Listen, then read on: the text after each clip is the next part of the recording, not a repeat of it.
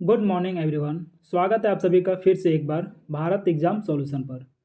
दोस्तों, आज हम चर्चा करने वाले हैं भारतीय राष्ट्रीय आंदोलन और झारखंड से संबंधित एक नए टॉपिक के बारे में, जो एग्ज़ाम के पॉइंट ऑफ व्यू से काफ़ी इम्पोर्टेंट है। दोस्तों, यदि आप झारखंड या किसी और भी अन्य एग्ज़ाम की प्रिपरेशन कर रहे हैं तो यकीन मानिए इस टॉपिक से 8 से 10 सवाल ज़रूर बनेंगे।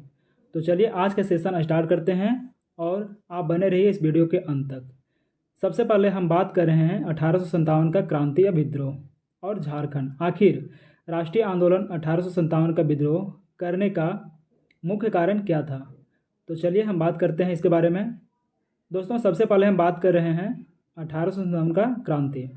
देखिए, 1857 की क्रांति का अगर बात करते हैं तो सबसे पहले आप देखेंगे कि मंगल पांडे एक स्वतंत्रता सेनानी का नाम है।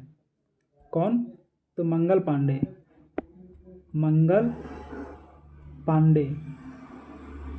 एक स्वतंत्रता सेनानी थे जो बैरकपुर बंगाल में पड़ता है। यहीं से इन्होंने 1857 की क्रांति का बिगुल फूंका था। और मंगल पांडे बैरकपुर में क्या थे? तो वो एक सिपाही थे। और मंगल पांडे ने ही चर्बी वाले कारतूसों, जो कि नया वाला एनफील्ड राइफल लाया गया था अंग्रेजों के द्वारा, जिसमें चर्बी वाले कारतूसों का प्रयोग किया गया था। चर्बी जो थी वह गाय और सूअर की चर्बी मिलाया गया था, ऐसा कहा जाता है या माना जाता है, यह अफवाह फैलता है। इसी अफवाह को सच मानकर मंगल पांडे जो हैं वो अंग्रेज़ों के खिलाफ विद्रोह कर देते हैं और ये जो है चर्बी वाला कारतूस उसको उपयोग करने से वो मना कर देते हैं। अब इसके आगे देखते हैं 1857 का विद्रोह का प्रचार प्रसार कैसे हुआ झारखंड में। झारखंड में 1857 के विद्रोह या आंदोलन का प्रसार के निम्नलिखित कारण नीचे दिए गए हैं, जो कि इस प्रकार हैं। अंग्रेजों के प्रति क्षेत्रीय शासकों में अविश्वास, ये हो गया पहला कारण। दूसरा कारण क्या है? झारखंड के जनजातियों में अंग्रेजी सरकार, जमींदार, साहूकार आदि के प्रति असंतोष। दूसरा कारण क्या है? अंग्रेज अधिकारियों में जनजातीय समस्याओं की समझ का अभाव तथा प्रशासनिक सुधारों की कमी, ये हो गया आपका तीसरा कारण। पहला, दूसरा, तीसरा। चौथा कारण क्या था? अंग्रेज सरकार द्वारा आदिवासी क्षेत्रों का निर्वास स्थल के रूप में प्रयोग, ये आपका चौथा कारण हो गया। पांचवा कारण क्या था? बाबू कुंवर सिंह के नेतृत्व में बिहार में 1857 के विद्रोह से प्रेरणा मिली, ये आपका पांचवा हो गया।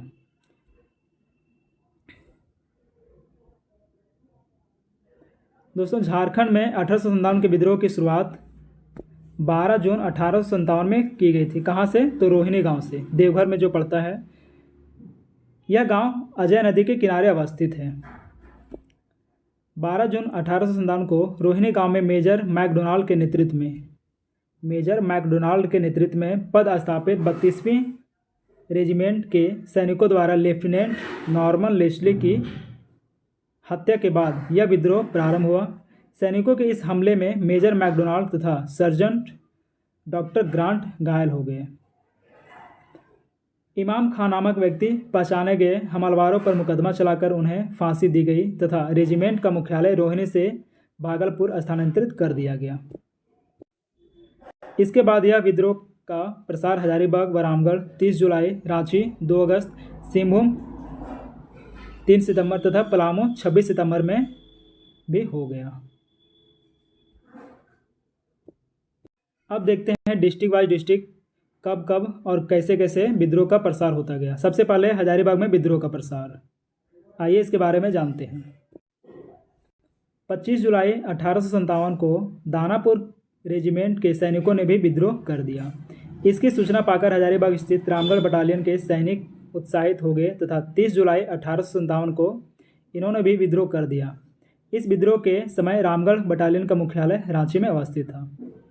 हजारीबाग में सैनिकों के विद्रोह के पश्चात मेजर सिम्पसन, जो कि उपायुक्त हुआ करते थे, सहित विभिन्न अंग्रेज अधिकारी कलकत्ता भाग गए तथा विद्रोहियों ने अंग्रेज अधिकारियों के बंगलों व दफ्तरों को जलाकर सरकारी खजाने लूट लिए।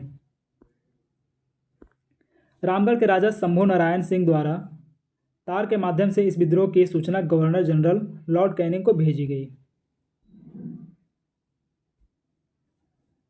विद्रोहियों ने जेल से कैदियों को भी छुड़ा लिया तथा संबलपुर के सुरेंद्र शाही के नेतृत्व में एक कैदी रांची की ओर चले गए। नेक्स्ट पॉइंट है, रांची के कमिश्नर ने विद्रोह को दबाने हेतु लेफ्टिनेंट ग्राहम के नेतृत्व में सैनिकों के एक दल को रामगढ़ भेजा, परंतु रामगढ़ के जमानदार माधव सिंह एवं डोरंडा के सूबेदार नादिर अली खां व सूबेदार जयमंगल पांडे ने विद्रोह कर दिया, जिसके बाद लेफ्टिनेंट ग्राहम अपनी जान बचाने हेतु भाग गया। रांची में विद्रोह का प्रसार।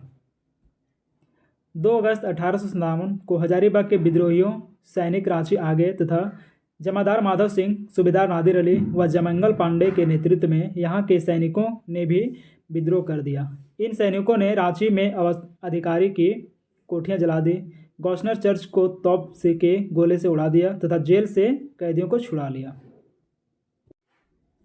विद्रोह के प्रसार को देखते हुए रांची के कमिश्नर डाल्टन की सलाह पर अगस्त में पूरे छोटा नागपुर में मार्शल कानून लागू कर दिया गया।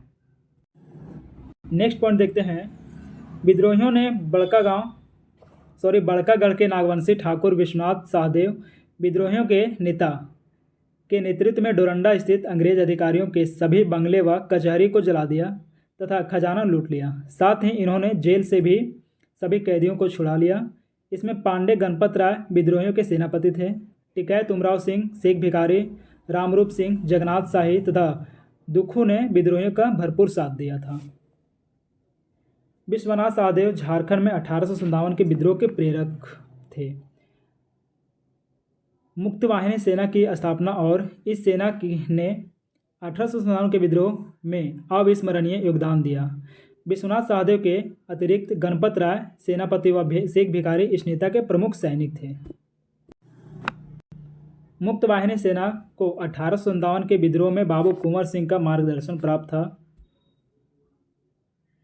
जो बिहार में 1857 के विद्रोह के नेतृत्व प्रदान कर रहे थे। चतरा में विद्रोह का प्रसार। रांची के बाद विद्रोही चतरा पहुंच गए, जहां 2 अक्टूबर 1857 को major English, major Simpson, lieutenant Earl sergeant Dynan आदि के नेतृत्व वाले अंग्रेज सैनिकों व जयमंगल पांडे के नेतृत्व वाले विद्रोहियों के बीच चतरा का ऐतिहासिक युद्ध हुआ। इस लड़ाई में सूबेदार नादिर अली खां घायल हो गए तथा जमादार माधव सिंह भाग गया। अंग्रेजों ने जमादार माधव सिंह पर 1000 रुपये का इनाम घोषणा कर दिए। 3 अक्टूबर 1857 को सूबेदार नादिर अली खां व जयमंगल पांडे को गिरफ्तार कर लिया गया तथा कमिश्नर सिम्पसन के आदेश पर 4 अक्टूबर को उन्हें चतरा के पसीहारी तालाब, चतरा के कौन सा तालाब, तो पसीहारी तालाब के निकट आम के पेड़ से लटकाकर फांसी दे दी गई। विद्रोहियों के नेता ठाकुर विश्वनाथ सहदेव एवं सेनापति पांडे गणपत राय भागकर लोहरदगा के जंगलों में छिप गए तथा वहीं से अंग्रेजी सरकार के विरुद्ध छापामार युद्ध करते रहे। रांची का कमिश्नर डाल्टन और मांझी के 12 गांवों के जमींदार उमराव सिंह एवं उसके दीवान शेख भिखारी को गिरफ्तार कर रांची ले आया तथा 8 जनवरी 1858 को टैगोर हिल के पास 8 जनवरी इन्हें फांसी दे दी। इस फांसी स्थल को टुगरी फांसी के नाम से जाना जाता है। बाद में विश्वनाथ दुबे तथा महेश नारायण शाही नामक व्यक्तियों की गद्दारी से कैप्टन ऑक्स ने कैप्टन नेशन के साथ मिलकर विद्रोह के प्रमुख नेता विश्वनाथ सहदेव एवं गणपत राय को गिरफ्तार कर लिया। 16 अप्रैल 1858 को विश्वनाथ सहदेव और 21 अप्रैल 1858 को गणपत राय को रांची जिला स्कूल के मुख्य द्वार के समीप कदम के पेड़ पर छोटा नागपुर के आयुक्त कमिश्नर डाल्टन के आदेश अनुसार फांसी दे दी गई। अगला क्षेत्र का नाम है मानभूम। मानभूम में विद्रोह का प्रसार। 5 अगस्त 1857 को सैनिकों ने पुरुलिया में भी विद्रोह कर दिया, जिससे घबराकर उपायुक्त GN ओकस समेत कई अंग्रेज अधिकारी रानीगंज भाग गए। इसके बाद विद्रोहियों ने पूरे जिले पर कब्जा कर भारी लूटपाट मचाया व कैदियों को जेल से छुड़ाकर रांची की ओर जाने लगे। मानभूम के संथाल भी इस विद्रोह में शामिल हो गए तथा आसपास के गांवों में लूटपाट करने लगे। पुरुलिया के असिस्टेंट कमिश्नर ओक्स को सितंबर में वापस लौटने पर इसकी जानकारी मिली। ओक्स ने विद्रोहियों को नियंत्रित करने हेतु पंचेत के राजा नीलमणि सिंह से मदद मांगी, परंतु नीलमणि सिंह सरकार की मदद करने के बजाय संथालों को ही भड़काने लगे। ओक्स ने कैप्टन माउंट गोमरी के नेतृत्व में सैनिकों का एक दल संथालों को नियंत्रित करने हेतु भेजा तथा संथालों पर कई कार्रवाई के बाद अक्टूबर तक पुरुलिया में शांति स्थापित हो गई। पुलिस कार्रवाई के बाद संथाल विद्रोही मानभूम से हजारीबाग की ओर चले गए। इसी बीच नवंबर में राजा नीलमणि सिंह को अंग्रेज ने गिरफ्तार करके अलीपुर जेल भेज दिया, जिसके बाद मानभूम में विद्रोह समाप्त हो गया। अब है सिंहभूम में विद्रोह का प्रसार। सिंहभूम में विद्रोह का प्रसार।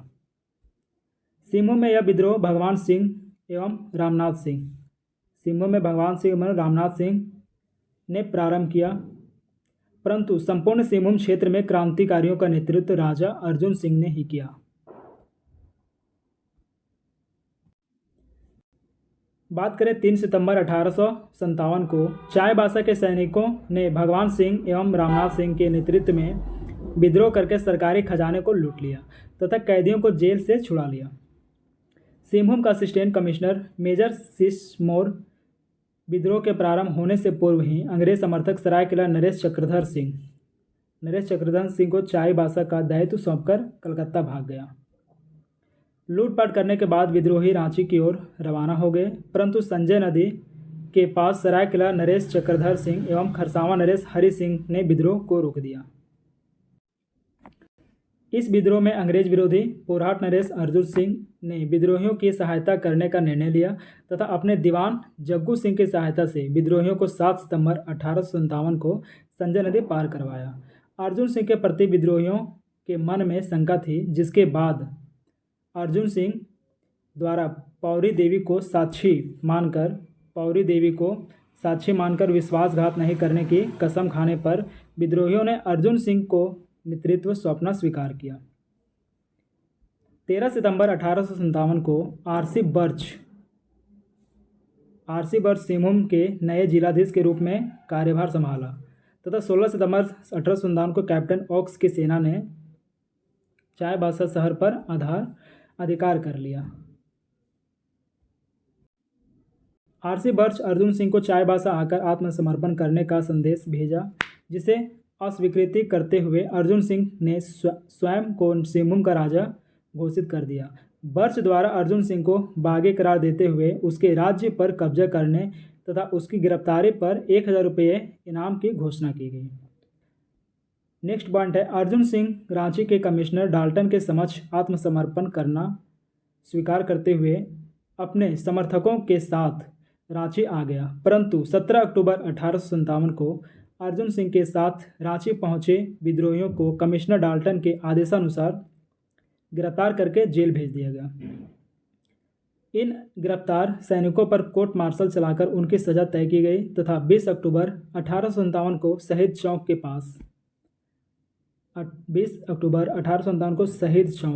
के पास फांसी की सजा प्राप्त विद्रोहियों को फांसी पर लटका दिया गया। अर्जुन सिंह विद्रोहियों के फांसी से अत्यंत दुखी हो गया तथा पोरहाट आकर फिर से अंग्रेजों के विरुद्ध अभियान प्रारंभ कर दिया। 20 नवंबर 1857 को अंग्रेज अधिकारी कैप्टन हेल ने चक्रधरपुर पर कब्जा कर लिया तथा अर्जुन सिंह के द्वारा दीवान जग्गू को गिरफ्तार करके उसी दिन फांसी पर लटका दिया। 21 नवंबर 1857 को आरसी बर्च ने पोरहाट पर कब्जा करके राजा अर्जुन सिंह के महल को जला दिया, परंतु अर्जुन सिंह यहां से बचकर भाग निकला। अर्जुन सिंह ने अंग्रेजों के विरुद्ध अपना अभियान तेज कर दिया। उसने बालेमुंडा मानकी को तथा दिसंबर 1857 तक लगभग सभी जनजातियों को अपने साथ विद्रोह में शामिल कर लिया। इसके बाद विद्रोहियों ने जमकर उत्पात मचाना शुरू कर दिया तथा आसपास के बाजारों को लूटने के अलावा अंग्रेजी सैनिकों पर हमला करने लगे। विद्रोहियों को ऐसे एक हमले में कई अंग्रेज अधिकारी घायल हो गए, जिसके बाद कर्नल फास्टर ने विद्रोहियों को दबाने हेतु शेखावती बटालियन को रानीगंज से चाईबासा भेजा। 17 जनवरी 1858 को चाईबासा पहुंचने पर शेखावती बटालियन ने चक्रधरपुर को पूरी तरह ध्वस्त कर दिया तथा कई विद्रोहियों को मार दिया। अंग्रेजों के दमन पूर्वक किए गए कार्रवाई से विद्रोह को कमजोर पड़ गया। लगभग एक वर्ष तक विद्रोह को शांत देख अर्जुन सिंह ने मयूरभंज के राजा अर्जुन सिंह के ससुर की सलाह पर रांची के कमिश्नर डाल्टन के समक्ष 16 फरवरी 1859 को आत्मसमर्पण कर दिया। कब? 1859 ईस्वी को। अब है पलामू में विद्रोह का प्रसार। भोक्ता जनजाति के नीलांबर पीताम्बर, भोक्ता जनजाति के कौन? तो नीलांबर पीताम्बर 2 भाई थे, ने पलामू क्षेत्र में 1857 के विद्रोह को नेतृत्व प्रदान किया। इन्होंने चेरो, खरवार तथा भोक्ता को एकत्र कर सैन्य दल का गठन किया तथा स्वयं को स्वतंत्रता शासक के रूप में घोषित कर दिया। कौन? तो नीलांबर पीताम्बर। चकला के भवानी बख्श राय के नेतृत्व में 26 सितंबर 1857 को चेरो जनजाति के लोग इस विद्रोह में शामिल हो गए। विद्रोहियों ने 21 अक्टूबर 1857 ईस्वी को शाहपुर पर धावा बोल दिया तथा अंतिम चेरो राजा कौन थे? तो चूड़ामन राय की विधवा से 4 तो छीन कर ले गए। विद्रोहियों ने इस विद्रोह के दौरान शाहपुर थाना एवं लेस्लीगंज थाना के साथ साथ चैनपुर गढ़ पर भी भीषण हमला किया, परंतु चैनपुर गढ़ का रघुवर दयाल सिंह इस हमले से बचने में सफल रहा। विद्रोह की खबर मिलने पर 5 नवंबर 1857 लेफ्टिनेंट ग्राहम एक सैन्य दल के साथ लेस्लीगंज था। 7 नवंबर 1857 को चैनपुर पहुंचा, परंतु विद्रोहियों द्वारा घेरे जाने के बाद ग्राहम वहां से जान बचाकर भाग गया। विद्रोहियों ने इसके बाद रंकागढ़ एवं 27 नवंबर 1857 को बंगाल कोल कंपनी के राजहरा कोयला खान पर धावा बोल दिया। विद्रोहियों का प्रभाव बढ़ने पर लेफ्टिनेंट ग्राहम की सहायता के लिए 8 दिसंबर 1857 को मेजर कार्टर के नेतृत्व में एक सैन्य दल सासाराम से शाहपुर भेजा गया, जहां मेजर कार्टर ने एक विद्रोह नेता देवी बख्श राय को गिरफ्तार कर लिया। रांची के कमिश्नर डाल्टन के आदेश पर लेफ्टिनेंट ग्राहम की सहायता हेतु एक सैन्य टुकड़ी के साथ मेजर मैकडोनेल पलामू पहुंचा, जिसके परिणाम स्वरूप विद्रोहियों को पलामू किला से भागना पड़ा। 3 फरवरी 1858 को कमिश्नर डाल्टन खुद पलामू आया तथा 6 फरवरी 1858 को वापस लौटा। डाल्टन के आदेश विभिन्न स्थलों पलामू किला, लेस्लीगंज, हरना मांडगांव, बाघमारा घाटी आदि से विद्रोहियों को खदेड़ने पर जोर दिया। नवंबर 1858 में सीधा सिंह और राम बहादुर सिंह के नेतृत्व में विद्रोहियों की संख्या 1000 से अधिक हो गई, जिसके बाद विद्रोहियों ने पलामू पर पुनः नियंत्रण स्थापित करने का प्रयास किया। जनवरी 1859 तक विद्रोहियों ने पुनः पलामू पर नियंत्रण स्थापित करने में सफलता प्राप्त कर ली। इसके लिए विद्रोहियों ने गुरिल्ला युद्ध का प्रयोग किया।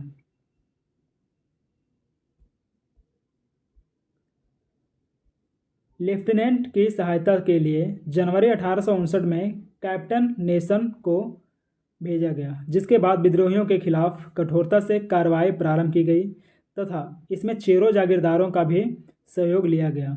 इसके परिणाम स्वरूप भोक्ता प्रदेश से नीलांबर पीताम्बर को भागना पड़ा। चेरो जागीरदारों द्वारा अंग्रेजों का साथ देने कारण भोक्ता कमजोर पड़ने लगे, जिसका फायदा उठाकर अंग्रेजों ने नीलांबर पीताम्बर को पकड़ने का भरपूर प्रयास किया। साथ ही इनके पकड़वाने पर जागीर व इनको इनाम देने की भी घोषणा की गई। अंग्रेजों ने एक गुप्तचर की सूचना पर नीलांबर पीताम्बर को एक गुप्त स्थान पर भोजन करते समय चारों ओर से घेर लिया तथा उन्हें आत्मसमर्पण पर विवश कर दिया। 28 मार्च 1859 को नीलांबर पीताम्बर को लेस्लीगंज पलामू में एक आम के पेड़ पर फांसी दे दी गई। कहाँ पे? तो पलामू में लेस्लीगंज जगह का नाम है और वो है आम का पेड़। ये इम्पोर्टेंट है, आपको क्वेश्चन में ये पूछा जाएगा कि नीलांबर पीताम्बर को किस पेड़ पर फांसी दी गई तो आपको बताना होगा आम के पेड़ पर। 1857 के विद्रोह के दौरान अंग्रेजों की सहायता करने वाले राजाओं, जमींदारों आदि को पुरस्कृत किया गया। इनमें नागवंशी राजा जगन्नाथ सहदेव, पांडे गणपत राय को पकड़वाने वाले विश्वनाथ दुबे तथा नारायण शाही जगतपाल सिंह पिठोरिया के थे, जनक सिंह शिवचरण राय नावागढ़ के थे, कुंवर भिखारी सिंह मानिक आदि प्रमुख थे। अंग्रेजों की सहायता हेतु किशुन दयाल सिंह रंका तथा रघुवर दयाल सिंह चैनपुर को राय बहादुर की उपाधि से प्रदान की गई। अंग्रेजी सेना में शामिल कुछ भारतीय सैनिकों को उनकी सेवा हेतु ऑर्डर ऑफ मेरिट दिया गया। इनमें सूबेदार शेख पंचकौड़ी, हवलदार आरजू एवं नायक तारा सिंह प्रमुख थे। ये तीनों चतरा की लड़ाई में शामिल थे। लेफ्टिनेंट डॉट एवं सार्जेंट डायनन मरणोपरांत को विक्टोरिया क्रॉस से सम्मानित किया गया। सैन्य व्यवस्था में परिवर्तन करते हुए छोटा नागपुर के कोल संथाल आदि लोगों को सेना में शामिल किया गया। रामगढ़ बटालियन में गोरखा एवं सिखों के साथ साथ दुसाधों की भी भर्ती की जाने लगी। आइए देखते हैं 1857 के विद्रोह का प्रारंभ, प्रमुख स्थल स्थान कहाँ कहाँ था और कब कब कौन कौन से जिला में शुरुआत की गई। तो पहला है रोहिणी, जो कि देवघर में पड़ता है। यहाँ पे विद्रोह का आरंभ तिथि है 12 जून 1857। या और नेतृत्वकर्ता का कोई खास यहाँ पे मेंशन नहीं किया गया है। दूसरा में है हजारीबाग, 30 जुलाई 1857 को प्रारंभ हुआ, जिसका नेतृत्व करता है माधव सिंह एवं नादिर अली। तीसरा में है रांची, 2 अगस्त 1857 को प्रारंभ की गई। यहाँ पे मुख्य जो आपका नेतृत्व करता है उनका नाम तो मेंशन नहीं किया गया है। फिर है डोरंडा, डोरंडा रांची में पड़ता है। यहाँ कब स्टार्ट हुआ कोई पता नहीं है और यहाँ का नेतृत्व करता है जयमंगल पांडे। पाँचवा में है मानभूम, 5 अगस्त 1857 के यहाँ पे क्रांति की शुरुआत की गई और संथालों द्वारा यहाँ पे नेतृत्व किया गया था। दूसरा में छठा में है सिंहभूम, 3 सितंबर 1857 अर्जुन सिंह के द्वारा नेतृत्व प्रदान किया गया। सातवां में है पलामू और सितंबर 1857 नीलांबर पीताम्बर के द्वारा। दोस्तों, यह भारतीय राष्ट्रीय आंदोलन और झारखंड से संबंधित यह पहला वीडियो था। उम्मीद करते हैं यह वीडियो क्लास आप लोगों को पसंद आया होगा। यदि आप इस चैनल पर नए हैं और वीडियो को पहली बार देख रहे हैं तो वीडियो को लाइक करके चैनल को सब्सक्राइब कर दीजिएगा और अपने दोस्तों के साथ यह वीडियो को शेयर कर दीजिएगा ताकि उन्हें भी यह जानकारी प्राप्त हो सके। आज का क्लास यहीं समाप्त होता है। मिलते हैं अगले वीडियो में, तब तक के लिए धन्यवाद। जय हिंद।